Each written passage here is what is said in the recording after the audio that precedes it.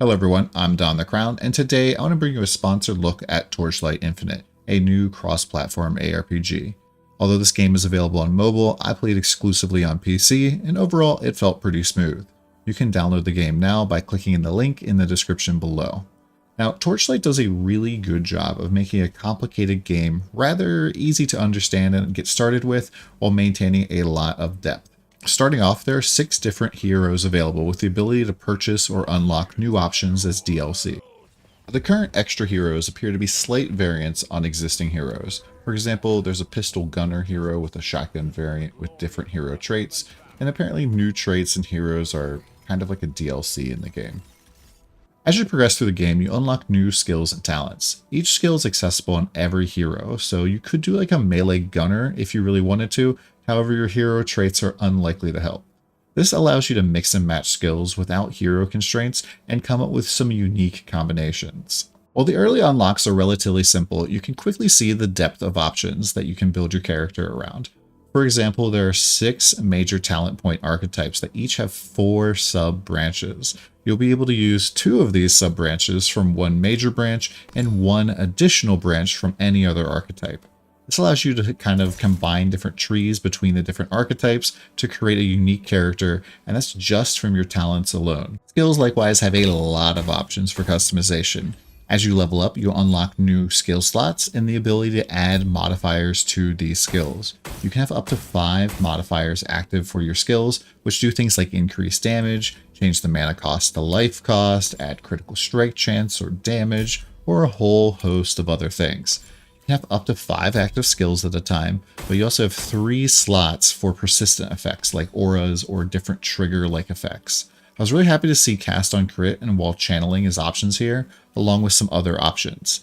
I did see skills listed as droppable on some of the endgame boss loot tables, but in our test we just had free access to everything. Speaking of endgame, I was given access to a few max level characters, but had to put together my own builds to test with, which was pretty fun. Experimenting with the different talent trees and skill modifiers was pretty interesting, and I definitely got the feeling that there could be a whole bunch of cool combinations out there. Eventually, I just really settled on a standard spin to win build and was just tearing through the end game, which is known as the Netherrealm. The Netherrealm is similar to maps or rifts that you might have encountered in other ARPGs, where you select an area that you want to farm, the difficulty level, and then open a portal to one of several available instance stages. Clearing a stage advances a meter, which eventually lets you fight the area boss for big fat loot. There appears to be several ways to modify a stage, from a random modifier that affects just that stage, to random rolls on the stage itself that you can reroll, and compasses that you can consume to amplify the stage. Some of these modifiers even affect multiple stages, which is pretty neat. It definitely seems like they're leaning more towards the Path of Exile, modify your run for more loot direction, though instead of D3's random rifts. It does appear that you have to farm your way up the difficulty levels, as each stage requires a special beacon to just open, period. I think this system is meant to encourage you to farm more in multiple different regions, as opposed to just focusing on doing the same thing over and over again, and we'll have to see how that works. Very late in the endgame, you can activate a pretty high difficulty level that turns everything up to like 11. Enemies do a lot more damage and are way tankier, but a little bit more loot drops. There also appears to be some sort of special endgame boss fights, but I wasn't able to unlock them during my testing. One feature that I found as I cranked the difficulty up is the death recap. When you die in game, you get a small recap letting you know what killed you, how much damage it did, and what type of damage it did. As a longtime PoE player, this was rather nice to see and helped me realize that some of my resistances were in the negative. Another cool feature is the in-game target dummy called Invincible number 2, and you can just set it up to have several different levels for like monster level in order to test your damage against different level bosses. This definitely helped me out with making some better decisions in terms of my build, because there's some things that are just unintuitive about playing an ARPG, and you actually just need to see the numbers in order to figure it out. I'll have to admit that when I cranked the difficulty all the way up, I super struggled to do anything. I was just dying a lot and barely killing anything. But then I discovered the crafting merchant. This little guy quickly boosted my DPS by a large margin with his craft option. This section allows you to add or change modifiers on your gear from these specific embers that you find in the world. Each ember will affect either prefixes or postfixes on gear with very specific stats. You decide which ember that you want to use on your gear, and then you can even pump the potential result with some catalysts, and then RNG goes to work. After hitting craft, you'll be able to basically pick the new option that you just crafted, or stick with what you had before, but you lose all of the things that you crafted with. The more overall mods that you have on a piece of gear, the more expensive it becomes to modify, so you have to craft carefully. You don't necessarily want to add a so-so mod to your gear, because it's going to make adding the next one or changing any of the mods more expensive. However, there are some rare embers that can only be used once you have already capped out an item's modifiers, making them pretty expensive to use. These embers, though, offer some potentially very powerful modifiers, but are, like I said, pretty expensive to use. Overall, the loot seems pretty standard, with there being different rarities of items based on how many modifiers there are on it. You can use the crafting system to mess around with these modifiers, except on legendary gear, which offers unique benefits, but they can't be crafted. However, higher rarity items do need to be identified before their stats are visible, but that's simply a one-button deal to hit your entire bag, which I really liked. There is a loot filter option that comes with some official loot filters built right into it, but I assume that means that there'll be a community filters available as well. One thing I really liked was that most of the currency style loot will be automatically looted after sitting on the ground for like a couple seconds, and it has its own spot in its own area of the bag, so you're just seeing just your gear in your bag, or just seeing currency stuff. There's also a trade house where you can list a limited amount of items for sale to other players. You can buy basically anything from other players, and items can be listed for multiple different currency types, allowing you to sell for whatever you really want. It appears you can purchase additional selling space, however it requires premium currency and is not permanent, which is pretty sad. This brings us to the monetization of the game. I was a bit confused about how it all works, so I asked the devs to explain it to me directly. What you can buy directly or indirectly with money are cosmetics and pack spirits, which are contained within a gacha style system. Right off the bat, I'm not a big fan of gacha, and I dislike player power coming from spending money in any way. However, with the success of games like Genshin, I know that some people are absolutely in love with this style of system, so here we are. So what are pack spirits? They're basically an additional custom passive tree that you can unlock and upgrade, depending on the pack spirits that you have. The devs have stated these are meant to be build enhancers as opposed to build enablers, which sounds somewhat okay to me.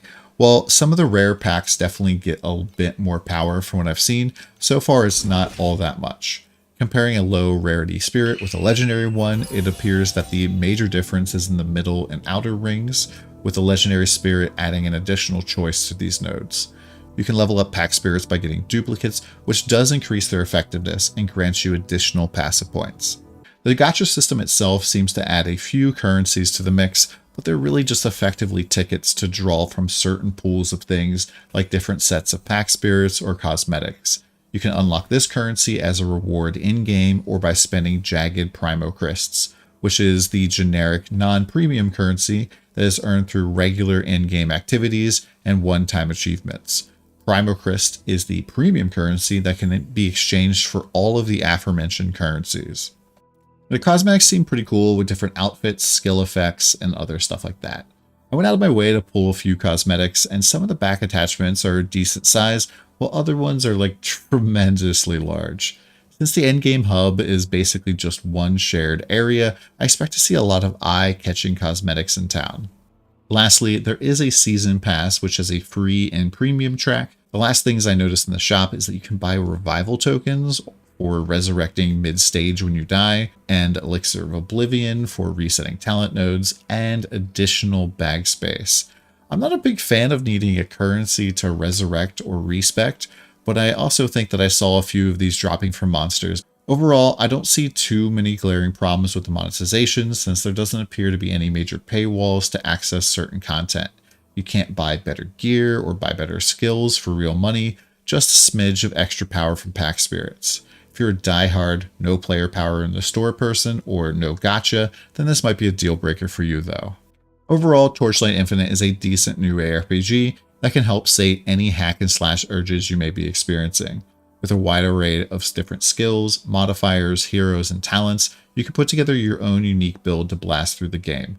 While I'm not the biggest fan of the monetization, I didn't see any obvious paywalls or requirements to spend any money.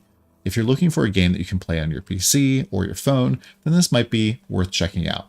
And you can do that by clicking the link in the description below. Let me know what you think about this review, and thank you much, guys. The ancient city of Ichi, now a graveyard of the spark, a forbidden land full of deadly traps. No one can ever survive here. What about her?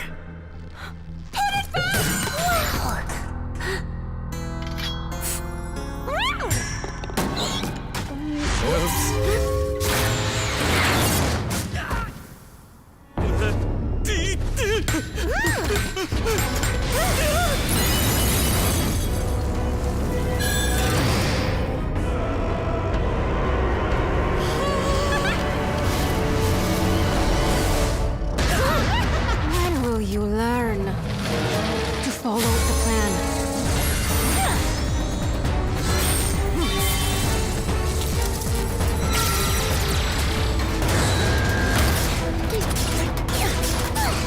I'm sorry.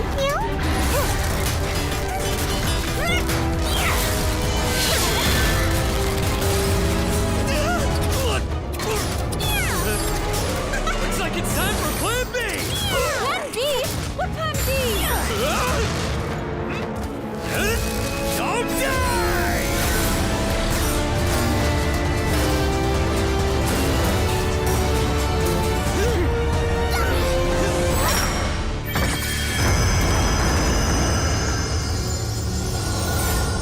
See? It worked! The spark must be right down there.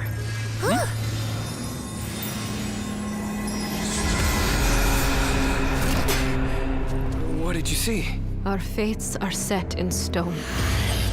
We'll all be swallowed eventually. Well, if it has to end like this, then let's make a change.